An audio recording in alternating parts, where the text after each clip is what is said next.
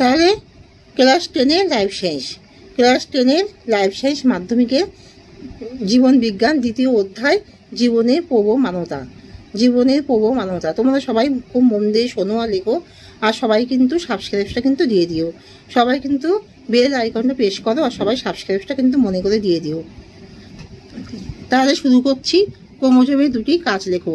ক্রোমোজোমে বংশগত পদার্থ অর্থাৎ জিন অবস্থান করে ও ক্রোমোজোম কোষের সমস্ত শারীরবৃত্তীয় কাজকে নিয়ন্ত্রণ করে। আর RNA কত প্রকার ও কি এর কাজ কি? 3 প্রকারের, যেমন RNA ribosomal, RNA transfer RNA, mRNA আর মেসেজ। তাহলে কমা দিয়ে RNA প্রথমে হচ্ছে RNA হলো রাইবোজোমাল RNA, রাইবোজোমাল RNA কমা, তাহলে প্রথমটা হলো রাইবোজোমাল RNA কমা ট্রান্সফার RNA কমা মেসেঞ্জার RNA। এর কাজ প্রোটিন সংশ্লেষে সাহায্য করা এবং কোনো কোনো ক্ষেত্রে বংশগত বস্তু হিসেবে কাজ করা। মাইক্রোটিবিউলাস কি? উদ্ভিদ ও প্রাণী কোষের সাইটোপ্লাজমে অবস্থিত সূক্ষ্ম নালিকাগুলিকে মাইক্রোটিবিউলাস বলে। এর কাজ কি?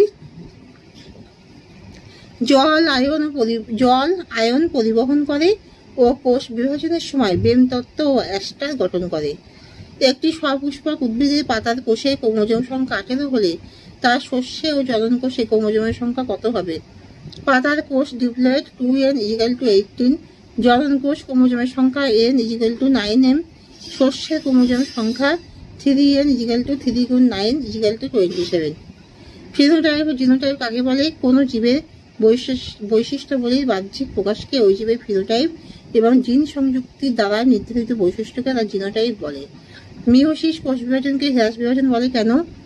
এই প্রকার কোষ বিভাজনে মাতৃকোষের নিউক্লিয়াস ও সাইটোপ্লাজম পরপর 2 বার বিভাজিত হয় এবং মাতৃকোষের অর্ধেক সংখ্যক ক্রোমোজোমযুক্ত 4টি অপত্য কোষ সৃষ্টি করে, তাই মিওসিসকে হ্রাস বিভাজন বলে। জনন কাকে বলে? যে পদ্ধতিতে জীব নিজ আকৃতি বিশিষ্ট অপত্য জীব সৃষ্টির মাধ্যমে নিজের অস্তিত্ব বজায় রাখে এবং সংখ্যার বৃদ্ধি করে, যাকে জনন বলে। বয়ঃসন্ধিকাল কাকে বলে? 12 থেকে 20 বছর পর্যন্ত সময়কালকে বয়ঃসন্ধিকাল বলে। এই সময় ছেলে ও মেয়েদের যৌন বৈশিষ্ট্য প্রকাশ পায় ও যৌন হরমোন ক্ষরণ হয়। ক্রোমোজোমের সংখ্যা দাও। ইউক্যারিওটিক কোষের নিউক্লিয় জারক থেকে সৃষ্ট নিউক্লিয় প্রোটিন দ্বারা গঠিত স্ব-প্রজননশীল যে সূত্রাকার অংশ জিন বহন করে ও বংশগত বৈশিষ্ট্যাবলীর বিস্তার ঘটায় এবং জীবের পরিব্যক্তি, প্রকরণ ও বিবর্তনে সাহায্য করে, তাকে ক্রোমোজোম বলে। হ্যাপ্লয়েড ও ডিপ্লয়েড বলতে কি বোঝো? অর্ধেক সংখ্যক ক্রোমোজোম সেটকে বা n সংখ্যক ক্রোমোজোমকে হ্যাপ্লয়েড বলে এবং দ্বিগুণ সংখ্যক বা 2n সংখ্যক ক্রোমোজোমকে ডিপ্লয়েড সেট বলে।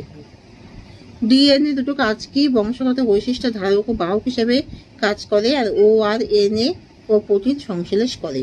এখানেই শেষ করলাম।